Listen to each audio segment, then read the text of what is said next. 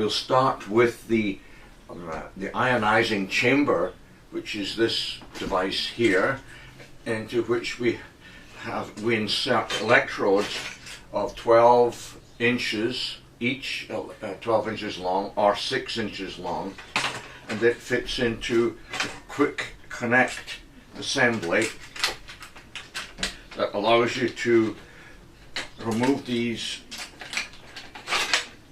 in a couple of seconds without having to screw and unscrew the electrodes and possibly damaging the thread here. So you might want to check the electrodes every week or every few days and clean them with the steel wool inside if you can, and outside, because a little bit of deposit tends to accumulate. So that's the quick connect, and that's a very tight positive connection that eliminates the need to unscrew anything. So that end, the water comes in from this side and goes down onto the end of the electrodes, because that's where most of the wear is going to wear down like a candle. So the water comes in here, goes out here through either barb connections or through plumbing, through 2-inch pipes like this, or through adapters that will take it down to 1.5 inch or 1 inch. At this end we have an ultraviolet light which shines down along the length of the pipe, so that the water flow is being exposed to the ultraviolet light. Here's another ionizing chamber already wired up, exactly the same as that one, and it's connected up to the ionizer box, which will turn on. And then you'll see that there's an ultraviolet light there. If I unscrew this, you'll see the light of the ultraviolet and blue. Blue to give it a visible component so you can actually see it, because ultraviolet is not easy to see. So that's that chamber. And if I turn up the power and then put a dummy load on here, because the load is powering the electrodes in the water. So here is a 12 volt light, automobile light bulb, a 2 amp light bulb. So we can turn that intensity down or up. If I turn it up too high, it'll burn out the light bulb. So about half power is about 1 amp. In fact, I don't want to be too high, but you can get up to 2 amps with this CS2000 unit. So that's a good way sometimes of checking that there is an output. And you don't want this to be too high, otherwise it can burn out the electrodes prematurely, and if the current is too high, the nanometer particle size or the ion size becomes too big and relatively ineffective. There's a balance between quality and quantity. Back to the electrodes. These are pure silver, solid silver electrodes. These are pure solid copper. In swimming pools, for example, we use copper with a little bit of silver. So this is how we get it from the manufacturer, the solid copper, uncleaned. So we have to clean these, and then we mount them either 6 inch or 12 inch on these 2 inch diameter threads, and we make our electrical connection here. And this one is one copper and one silver electrode. So we for a dual metal control box, so we can control the ratio of silver to copper. This was for a dolphin project where they wanted to have a very precise ratio over the copper and the silver. The other thing to mention about the chamber is the magnet that is in here. There's a magnet inside. This is a powerful ferrite magnet. So that helps restructure the water and adds to the quality of the water. So you can either have 2-inch diameter piping for your industrial system through your plumbing into a holding tank, or you can use the smaller diameter connectors, barb they're called, barb connectors, and these are 5/8. So we connect, I'll show you how we connect the 3 components, the holding tank, which would be, this is only a 5-gallon holding tank, most users want more than 5 gallons. These are the high quality bulkhead connectors that go onto the tank like that.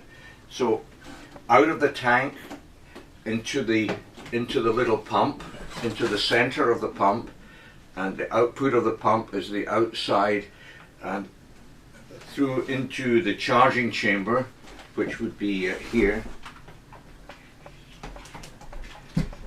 So that would fit. So from the tank to the pump to the charging chamber, and back from the charging chamber into the tank again. So there are only 3 components: the tank, the charging chamber, and the pump. And this little pump is run by a 12-volt power supply. Here's another one here. It has its own 12-volt power supply to power this little. It's quite a powerful little pump. This ionizer is run off a 24-volt supply to give it a higher voltage to be more effective if the water is pure. If you're using distilled or reverse osmosis water, then we want a higher voltage to push more current through to be effective. So the ionizing box, control box, can turn up or down, and as you turn it up, you see the intensity light will be an indicator of how much current is going through the electrodes into the water. And if there's no water, that green light comes off, meaning there's no current flowing. It's important to make sure that the water is always flowing. Otherwise, if there's current going through a stagnating, static body of water, it will tend to heat or boil the water in that cavity, and that could damage the ionizer. So be aware of that. Be aware of overdriving the electrodes, and there's a notice on the ionizer to that effect. If you overdrive the electrodes, the quality of your water, the colloidal water, will be impaired, and you'll prematurely burn out the electrodes, and then you'll get undue staining. Staining is inevitable with silver and copper and most metals. They eventually, sooner or later, start to plate out on the inside, so that this nice transparent T-tube will become covered inside with silver or copper atoms. But to begin with, this looks quite attractive, and we have the option of the white or the clear in the plumbing. With regard to this bulkhead adapter, there are other smaller ones that I would not recommend. We don't want any leaks, so this is a very high quality professional bulkhead connector that I provide with the system. When you're doing your PVC connection, always use, you can get clear PVC cement, always use a primer. Wipe it with, it's a liquid like a solvent, and cleans the surface. Otherwise you will not get proper adhesion between the two surfaces. And this is the cement. Both of them are clear. Often they come in a color like purple. I prefer clear because it looks more aesthetically pleasing. This again is one of these connectors, close up. And you get a very positive disconnect and connect.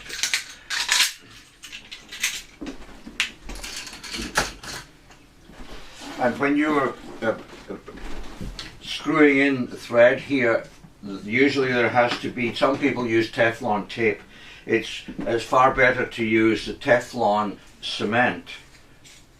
This is Teflon cement that allows you to to disconnect. So you would put this over all of the threaded surfaces, both sides, and then that will give you a much more reliable, effective seal. As often, this is where the leaks occur, when you don't have enough sealant. And this also acts as a lubricant that allows you for very clean connection, threaded connection. Another chamber for industrial uses, sometimes we go, instead of one chamber, we might have two. So we put the electrodes, two pair of electrodes, or a pair of copper and a pair of silver electrodes. So you could double the volume, or even more. This would be a manifold, and you could have multiple chambers, charging chambers with multiple pairs of electrodes. When you want to test the water, these are 2 meters, which I recommend. This one gives you not only the conductivity, which is a useful indicator of parts per million, but it also will measure ORP and pH. This is a simple conductivity only, and this is usually all that you will need, a conductivity meter, which I sell. Also, when you're putting the tubing together, it's wise to use these metal clamps and tighten them up so that there's no possibility of leak. In this connection here, I'm recommending 3/8 inch diameter plastic tubing to connect the pump, which is a 3/8 barb, up to this is a bigger barb, so I have an adapter going from 3/8 to 1/2. These little barb adapters are difficult to find, but they're very, very useful.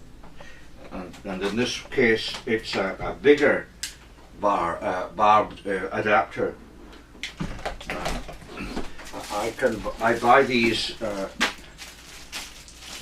specifically for this purpose. So it will connect a 3/8 to 1/2 inch, or 3/8 to 5/8, that kind of thing. And finally, if it's copper, you can use a test strip to measure the copper ion content. This one will also measure pH. There are 2 other manufacturers who make similar products for copper.